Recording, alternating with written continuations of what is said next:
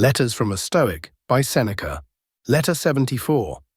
On virtue as a refuge from worldly distractions. Your letter has given me pleasure and has roused me from sluggishness. It has also prompted my memory, which has been for some time slack and nerveless. You are right, of course, my dear Lucilius, in deeming the chief means of attaining the happy life to consist in the belief that the only good lies in that which is honourable. For anyone who deems other things to be good puts himself in the power of fortune and goes under the control of another. But he who has in every case defined the good by the honourable is happy with inward happiness. One man is saddened when his children die, another is anxious when they become ill, a third is embittered when they do something disgraceful or suffer a taint in their reputation.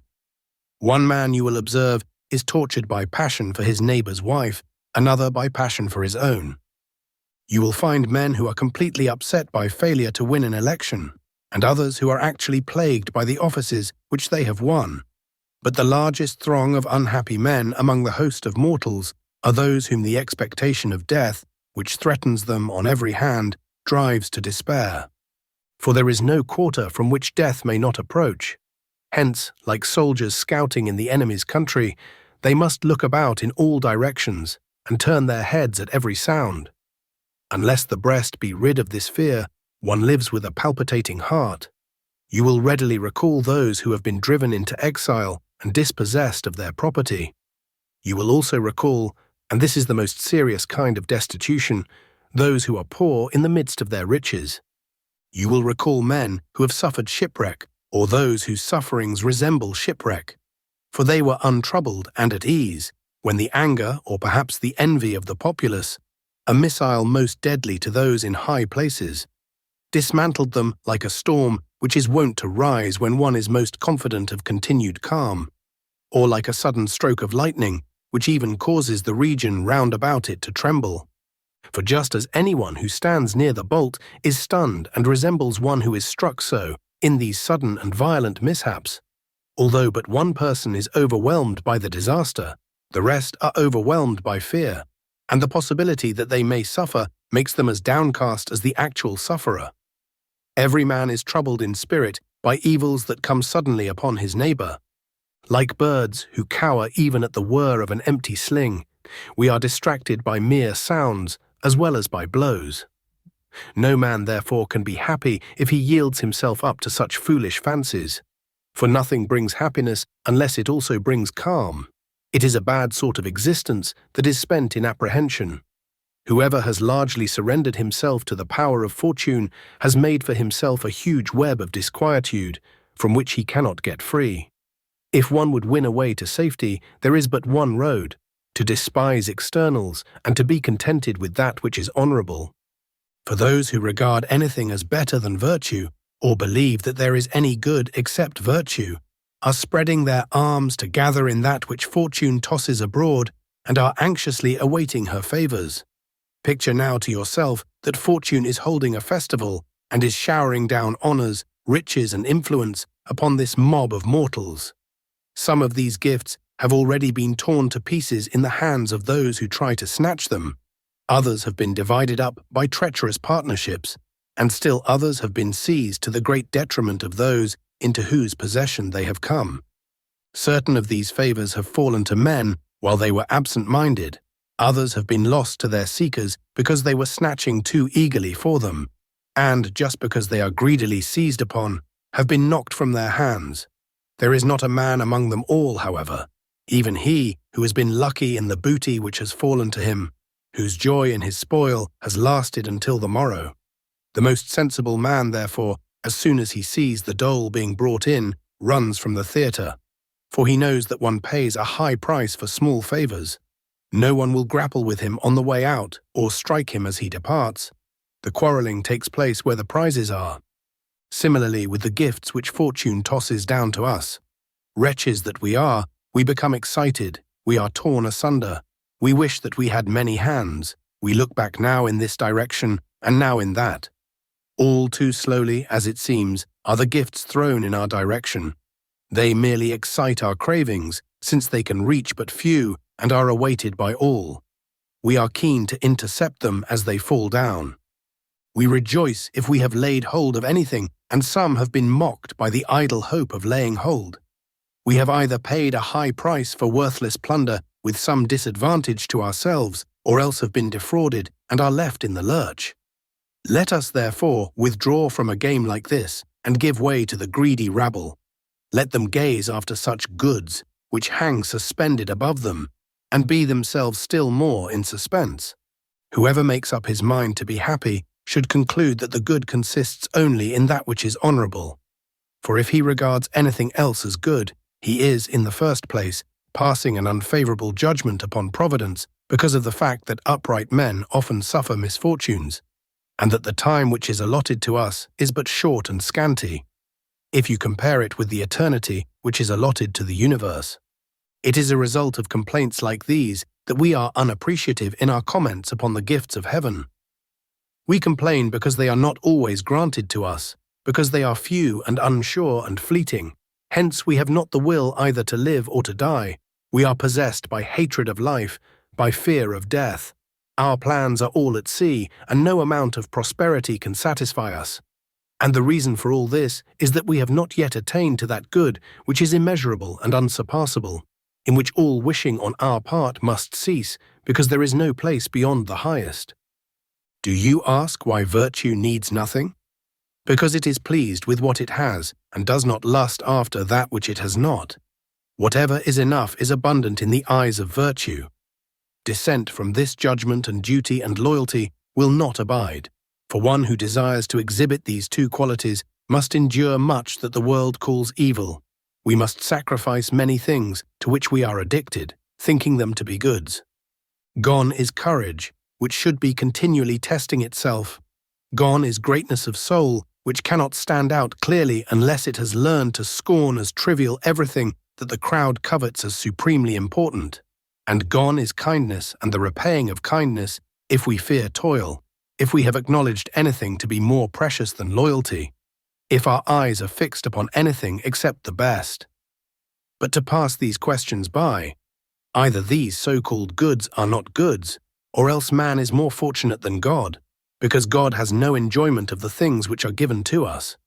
For lust pertains not to God, nor do elegant banquets, nor wealth, nor any of the things that allure mankind, and lead him on through the influence of degrading pleasure.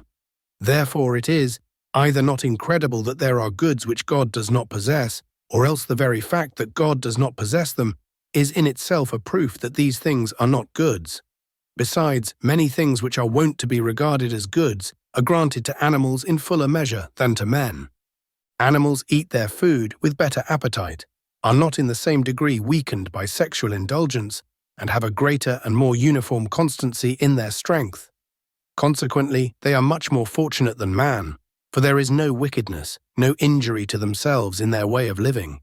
They enjoy their pleasures, and they take them more often and more easily, without any of the fear that results from shame or regret.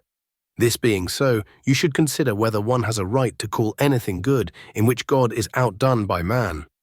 Let us limit the supreme good to the soul. It loses its meaning if it is taken from the best part of us and applied to the worst. That is, if it is transferred to the senses. For the senses are more active in dumb beasts. The sum total of our happiness must not be placed in the flesh. The true goods are those which reason bestows, substantial and eternal. They cannot fall away, neither can they grow less or be diminished. Other things are goods according to opinion, and though they are called by the same name as the true goods, the essence of goodness is not in them. Let us therefore call them advantages, and to use our technical term, preferred things. Let us, however, recognize that they are our chattels, not parts of ourselves. And let us have them in our possession, but take heed to remember that they are outside ourselves. Even though they are in our possession, they are to be reckoned as things subordinate and poor, the possession of which gives no man a right to plume himself. For what is more foolish than being self-complacent about something which one has not accomplished by one's own efforts? Let everything of this nature be added to us, and not stick fast to us, so that if it is withdrawn, it may come away without tearing off any part of us. Let us use these things, but not boast of them, and let us use them sparingly, as if they were given for safekeeping and will be withdrawn. Anyone who does not employ reason in his possession of them never keeps them long, for prosperity of itself, if uncontrolled by reason, overwhelms itself. If anyone has put his trust in goods that are most fleeting, he is soon bereft of them, and to avoid being bereft, he suffers distress. Few men have been permitted to lay aside prosperity gently. The rest all fall, together with the things amid which they have come into eminence, and they are weighted down by the very things which had before exalted them. For this reason, foresight must be brought into play, to insist upon a limit or upon frugality in the use of these things, since license overthrows and destroys its own abundance. That which has no limit has never endured, unless reason, which sets limits, has held it in check. The fate of many cities will prove the truth of this. Their sway has ceased at the very prime because they were given to luxury, and excess has ruined all that had been won by virtue. We should fortify ourselves against such calamities. But no wall can be erected against fortune which she cannot take by storm. Let us strengthen our inner defenses.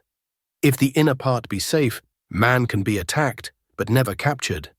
Do you wish to know what this weapon of defense is?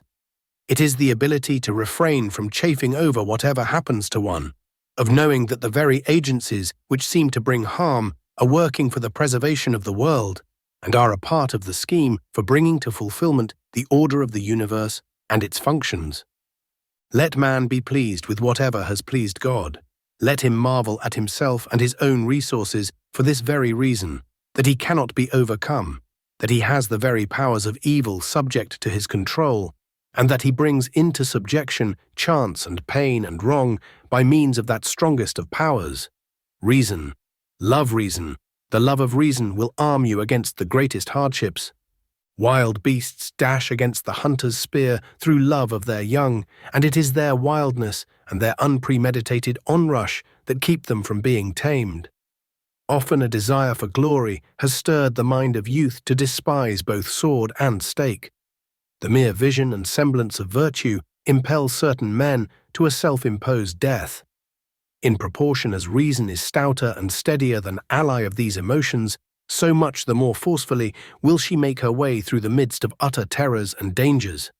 Men say to us, "You are mistaken if you maintain that nothing is a good, except that which is honorable. A defense like this will not make you safe from fortune and free from her assaults.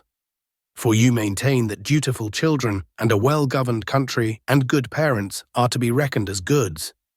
But you cannot see these dear objects in danger and be yourself at ease. Your calm will be disturbed by a siege conducted against your country, by the death of your children, or by the enslaving of your parents. I will first state what we Stoics usually reply to these objectors, and then will add what additional answer should, in my opinion, be given. The situation is entirely different in the case of goods, whose loss entails some hardship substituted in their place. For example, when good health is impaired, there is a change to ill health. When the eye is put out, we are visited with blindness. We not only lose our speed when our leg muscles are cut, but infirmity takes the place of speed. But no such danger is involved in the case of the goods to which we referred a moment ago. And why, if I have lost a good friend, I have no false friend whom I must endure in his place, nor if I have buried a dutiful son, must I face in exchange unfilial conduct. In the second place, this does not mean to me the taking off of a friend or of a child. It is the mere taking off of their bodies. But a good can be lost in only one way, by changing into what is bad, and this is impossible according to the law of nature, because every virtue and every work of virtue abides uncorrupted. Again, even if friends have perished, or children of approved goodness who fulfill their father's prayers for them, there is something that can fill their place. Do you ask what this is? It is that which had made them good in the first place, namely, virtue. Virtue suffers no space in us to be unoccupied. It takes possession of the whole soul and removes all sense of loss. It alone is sufficient, for the strength and beginnings of all goods exist in virtue herself. What does it matter if running water is cut off and flows away? as long as the fountain from which it has flowed is unharmed. You will not maintain that a man's life is more just if his children are unharmed than if they have passed away, nor yet better appointed, nor more intelligent, nor more honorable. Therefore, no better either. The addition of friends does not make one wiser, nor does their taking away make one more foolish. Therefore, not happier or more wretched either. As long as your virtue is unharmed, you will not feel the loss of anything that has been withdrawn from you. You may say, "Come now, is not a man happier when girt about with a large company of friends and children?" Why should this be so? For the supreme good is neither impaired nor increased thereby. It abides within its own limits, no matter how fortune has conducted herself. Whether a long old age falls to one's lot, or whether the end comes on this side of old age, the measure of the supreme good is unvaried in spite of the difference in years. Whether you draw a larger or a smaller circle, its size affects its area, not its shape. One circle may remain as it is for a long time, while you may contract the other forthwith, or even merge it completely with the sand in which it was drawn. Yet each circle has had the same shape. That which is straight is not judged by its size, or by its number, or by its duration. It can no more be made longer than it can be made shorter. Scale down the honorable life as much as you like from the full 100 years and reduce it to a single day. It is equally honorable. Sometimes virtue is widespread, governing kingdoms, cities, and provinces, creating laws, developing friendships, and regulating the duties that hold good between relatives and children. At other times, it is limited by the narrow bounds of poverty, exile, or bereavement. But it is no smaller when it is reduced from prouder heights to a private station, from a royal palace to a humble dwelling, or when from a general and broad jurisdiction it is gathered into the narrow limits of a private house or a tiny corner. Virtue is just as great, even when it has retreated within itself and is shut in on all sides. For its spirit is no less great and upright, its sagacity no less complete, its justice no less inflexible. It is, therefore, equally happy. For happiness has its abode in one place only, namely in the mind itself, and is noble, steadfast, and calm, and this state cannot be attained without a knowledge of things divine and human. The other answer, which I promised to make to your objection, follows from this reasoning. The wise man is not distressed by the loss of children or of friends, for he endures their death in the same spirit in which he awaits his own, and he fears the one as little as he grieves for the other. For the underlying principle of virtue is conformity. All the works of virtue are in harmony and agreement with virtue itself. But this harmony is lost if the soul, which ought to be uplifted, is cast down by grief or a sense of loss. It is ever a dishonor for a man to be troubled and fretted, to be numbed when there is any call for activity. For that which is honorable is free from care and untrammeled, is unafraid, and stands girt for action. What, you ask, will the wise man experience no emotion like disturbance of spirit? Will not his features change color, his countenance be agitated, and his limbs grow cold? And there are other things which we do, not under the influence of the will, but unconsciously and as the result of a sort of natural impulse. I admit that this is true, but the sage will retain the firm belief that none of these things is evil or important enough to make a healthy mind break down. Whatever shall remain to be done, virtue can do with courage and readiness. For anyone would admit that it is a mark of folly to do in a slothful and rebellious spirit whatever one has to do, or to direct the body in one direction and the mind in another, and thus to be torn between utterly conflicting emotions.